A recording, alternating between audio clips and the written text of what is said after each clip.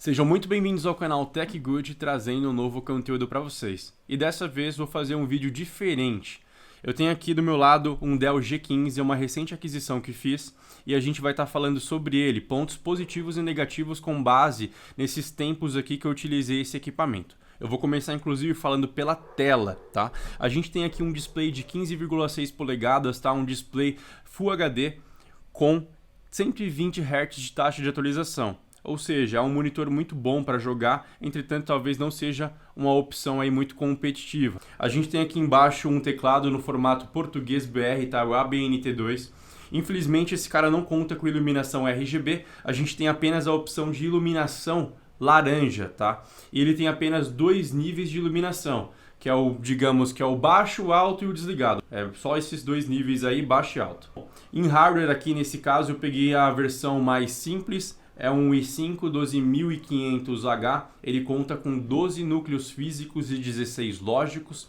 Inicialmente ele veio com 8 GB de RAM, tá? DDR5 e Single Channel. Eu já fiz a alteração, eu coloquei duas memórias aqui de 16, totalizando 32 GB de RAM, DDR5 4800 MHz em Dual Channel.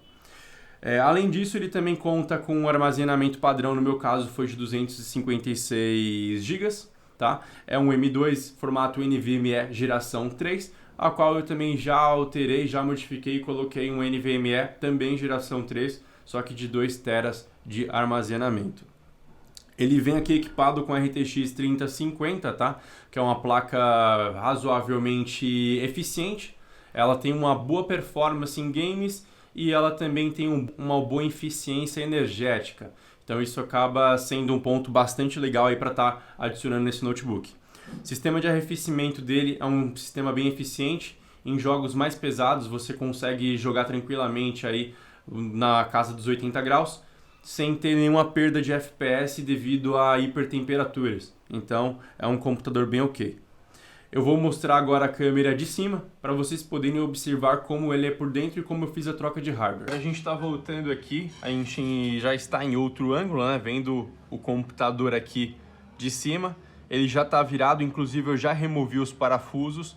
É um total de 8 parafusos, tá? Sendo que esses 4 aqui, eles não saem. Eles apenas vão elevar um pouco a tampa, então você vai puxar por uma dessas extremidades aqui e vai levantar ela dessa forma e puxar dessa forma.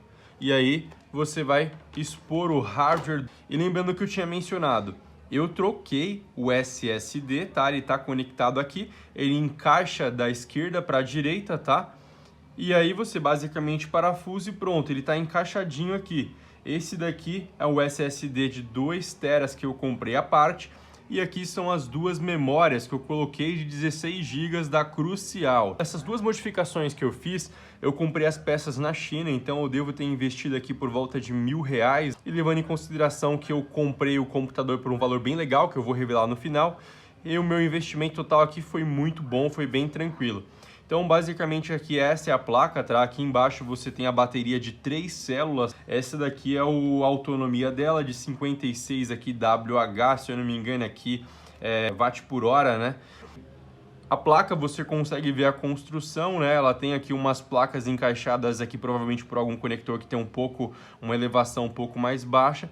E aqui em si você tem a placa, inclusive você consegue ver até os plates aqui para prender aí o dissipador, né, do CPU e da GPU.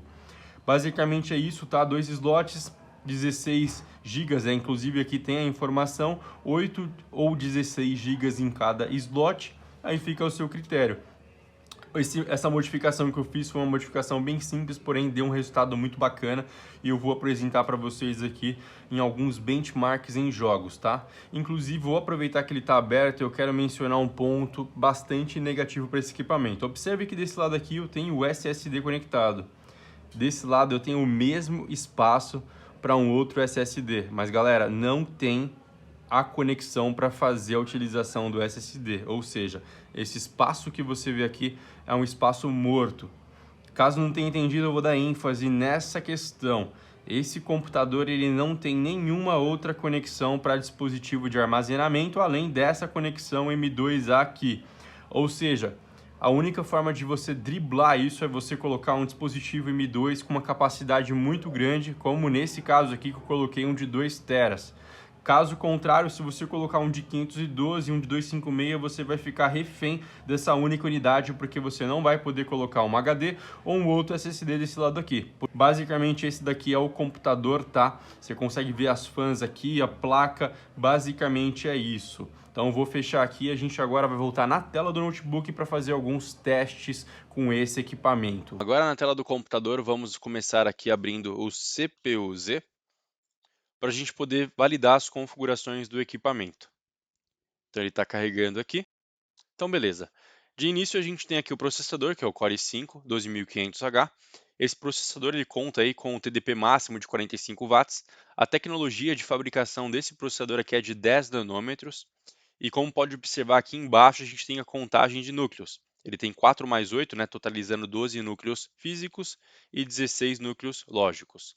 A mainboard fabricada pela Dell, como já era de se esperar, e as memórias aqui, como eu disse anteriormente, os 32 GB que eu adicionei aqui posteriormente. Padrão aqui, barramento DDR5, 32 GB de memória, tá? E agora eu também vou mostrar para vocês aqui os gráficos, né? Que a gente conta aqui com dois gráficos. A gente tem aqui o Intel Iris, né? Que está associado aí ao processador, e a nossa RTX 3050, que é a placa dedicada aqui desse notebook gamer. Eu vou abrir também aqui o Explorer para mostrar para vocês aqui o espaço, o armazenamento. Então a gente tem aqui um dispositivo de SSD de 2 TB, como eu disse anteriormente.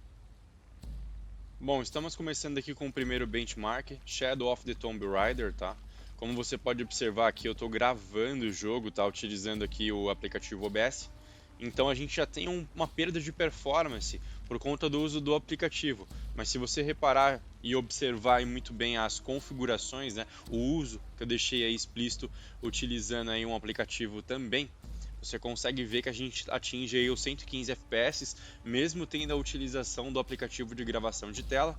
E você consegue observar as temperaturas aí, que fica aí na casa dos 80 graus, até um pouco menos, né? Diferente de outros equipamentos aí da mesma categoria, que atingem, né, performances similares, porém com temperaturas bem maiores, como inclusive o antecessor aqui desse G15, ele era bem mais quente.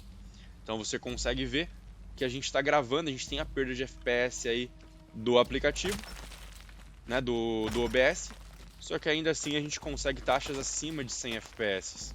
E utilizando aqui inclusive o display integrado do computador, eu tenho esses frames sincronizados, então minha experiência de jogo aqui acaba ficando bem agradável.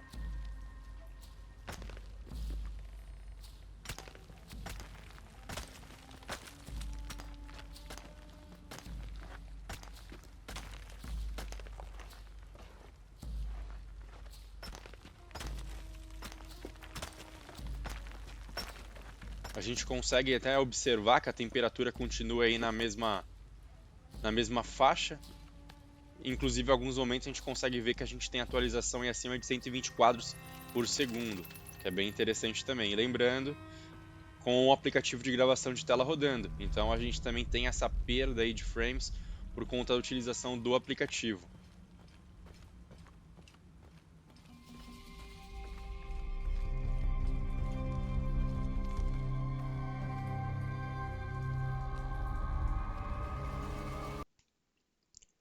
Agora você acompanha 3 games rodando ao mesmo tempo, lado a lado. Do lado esquerdo temos Hitman, no meio Doom 3 e do lado direito Resident Evil 3 Remake.